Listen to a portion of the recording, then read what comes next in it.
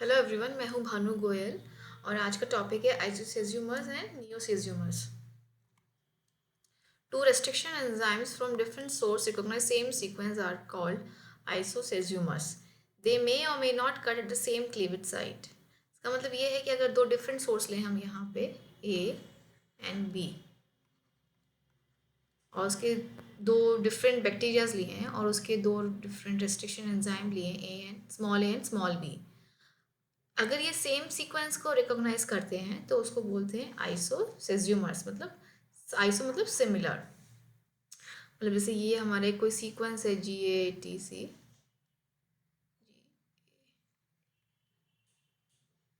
और same sequence यहाँ है GATC, तो ये ए भी इसको रिकॉग्नाइज कर रहा है, बी भी इसको सेम सीक्वेंस को रिकॉग्नाइज करता है, इसको बोलते हैं आइसोसेज्यूमर्स। But they may or may not cut at the same cleavage side. But ये ज़रूरी नहीं है कि वो सेम क्लीवेज साइड पे ही कट करें, मतलब ये वो कट भी कर सकते हैं सेम क्लीवेज साइड पे और नहीं भी। मतलब अगर ए यहाँ कट करता है और यहाँ कट करता है और बी भी यहीं कट करता है और यहाँ कट करता है, ये कंडीशन भी हो सकती है। और ऐसा भी हो सकता है कि ए यहाँ कट करे और बी कहीं यहाँ कट करे, ऐसा भी हो सकता है। तो अगर if they cut at same side तो उनको बोलते हैं isoschizomers, and if they cut at different side उनको बोलते हैं नियोसेज्यूमर्स। ब्रॉडर टर्म तो ये है कि आइसोसेज्यूमर्स को बोलते हैं हम they may or may not cut at same cleavage side, may or may not. But अगर स्पेसिफिकली कहें तो सॉरी, तो सेम साइड पे अगर जो कट करता है उनको बोलते हैं आइसोसेज्यूमर्स और डिफरेंट साइड पे जो कट करता है उनको बोलते हैं नियोसेज्यूमर्स। जो आइसोसेज्यूमर्स होते हैं दे produce same type of and, मतलब अगर हम GATC को कट करेंगे यहाँ से और यहाँ से तो उनके उनके जो एंड्स होंगे वो सिमिलर होंगे, सेम होंगे। और अगर हम उनको डिफरेंट साइड पे कट करते हैं लाइक दिस, सपोज GATC, अगर ए यहाँ कट कर रहा है, ठीक है, और बी कहीं और कट कर रहा है, सपोज बी यहाँ कट कर रहा है यहाँ पे, तो जो एंड्स होते हैं वो डिफरेंट होते हैं, they produce different type of ends. तो सेज्यूमर्स नियोसेज्यूमर्स आर द टाइप सब टाइप ऑफ आइसोसेज्यूमर्स, मतलब इसका एक कैटेगरी हो गया, इस ये ब्रॉडर टर्म हो गया, ये इसको स्पेसिफिकली डिफाइन कर रहा है। एक एग्जांपल देख लेते हैं, जैसे ये एक हमारे पास सीक्वेंस है, ये SPH1 एंड BVU1 जो है वो सेम साइट पे कट कर रहे हैं, देखिए यहाँ पे कट कर रहे हैं और यहाँ पे कट कर रहा है, तो उसको बोलते हैं हम आइसोसेज्यूमर्स। बट अगर SMAC1 एंड ZAM1 जो है वो डिफरेंट डिफरेंट साइड पे कट कर रहा है, जैसे यहाँ पे कट कर रहा है ये और ये यहाँ पे कट कर रहा है, इसका मतलब ये अलग अलग साइड पे कट कर रहे हैं, सीक्वेंस सेम है पर साइट अलग अलग है, इनको बोलते हैं नियोसेज्यूमर्स।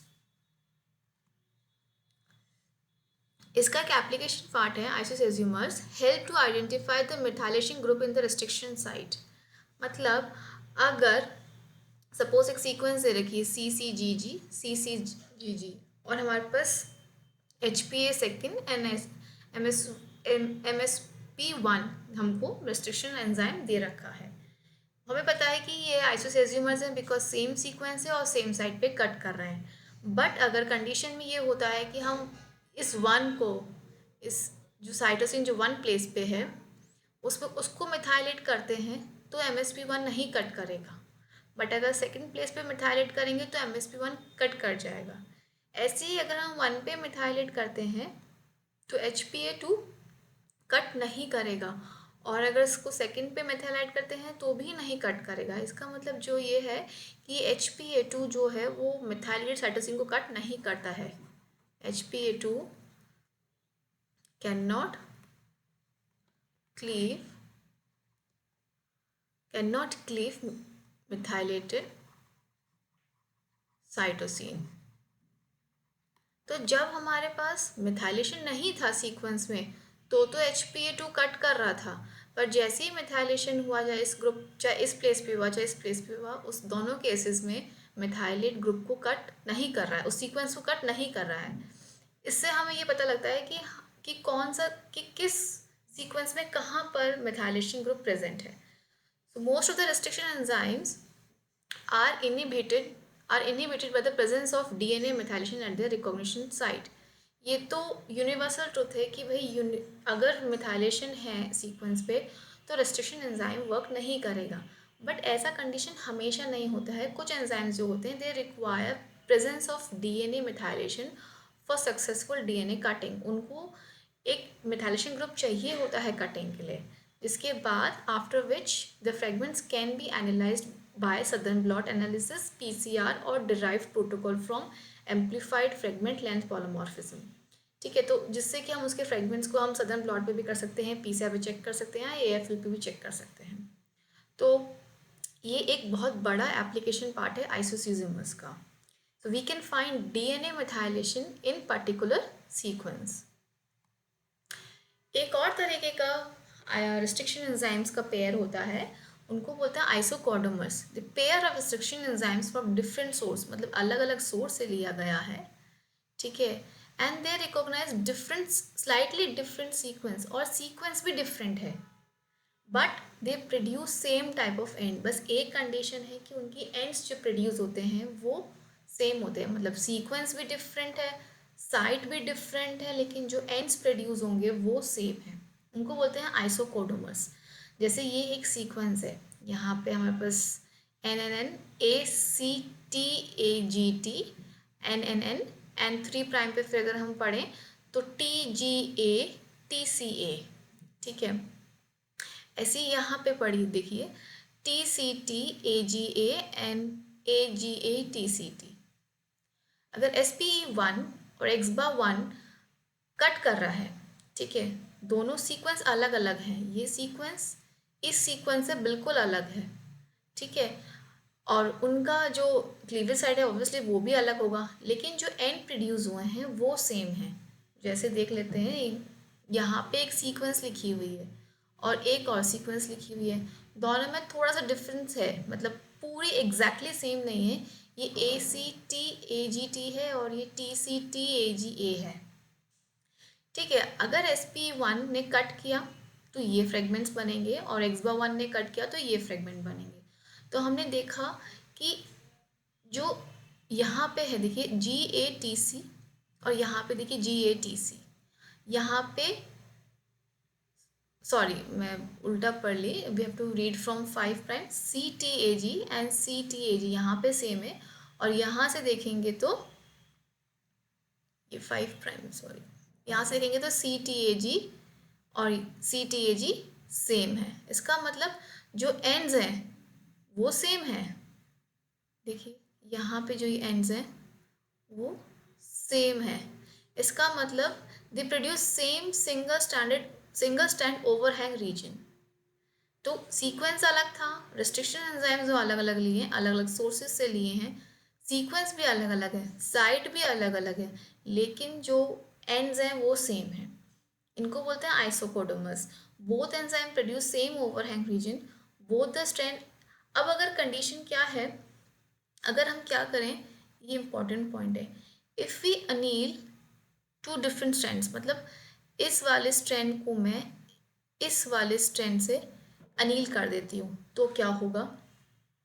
तो देखिए मैंने कर रखा है यहाँ पे ए, ये इस वाले रीजन को लेते हैं एन एन एन ए, ठीक है, then N N N T G A T C, ये यहाँ तक लिया हमने, ठीक है। इसको, इस वाले को हमने इससे अनील कर दिया, देखिए C T A G A and then T N N, इस पूरे फ्रेगमेंट से अनील कर दिया। तो जो हमारी सीक्वेंस आई है वो ये सीक्वेंस और ये सीक्वेंस आपस में मैच नहीं कर रही है, अलग अलग है। देख लीजिए यहाँ पे ए C T A G T है, और यहाँ पे ए सी टी ए जी ए है, और नीचे टी जी ए टी सी ए है, यहाँ पे T G A T C T है। तो सीक्वेंस अलग अलग हो गई। तो इसमें लिखा है कि if we anneal both the strengths the resulting DNA is not recognised by either of the two enzymes. मतलब अब इस सीक्वेंस को हम दोनों एंजाइम थे SP1 एंड XBA1 उससे कट नहीं कर सकते। मतलब ये है कि the fragments generated from different restriction enzyme if ligated to each other the resulting sequence is not cleaved by neither of the enzyme. This ये जो प्रोसेस है इस ये प्रोसेस कहाँ यूजफुल है, where we have to eliminate the restriction site from the resulting DNA. अगर हमें DNA मतलब प्रोड्यूस हुआ है उसमें से अगर हम रेस्ट्रिक्शन साइट हटानी है तो ये वाला तरीका हम यूज़ कर सकते हैं। इन आइसोकोडोमर्स से वी कैन डू दैट। कुछ एग्जाम्पल्स देख लेते हैं। Isosaziomers are defined as a enzymes having same recognition sequence and always cutting at the same time. Enzyme having same recognition sequence and always cutting at different site. Enzymes having different recognition sequence and cutting at the same site. And enzymes having same recognition site and they may or may not cut at same site. इसका जो answer है वो D है, क्योंकि सबसे best answer यही है। मतलब ब्रॉडर टर्म है।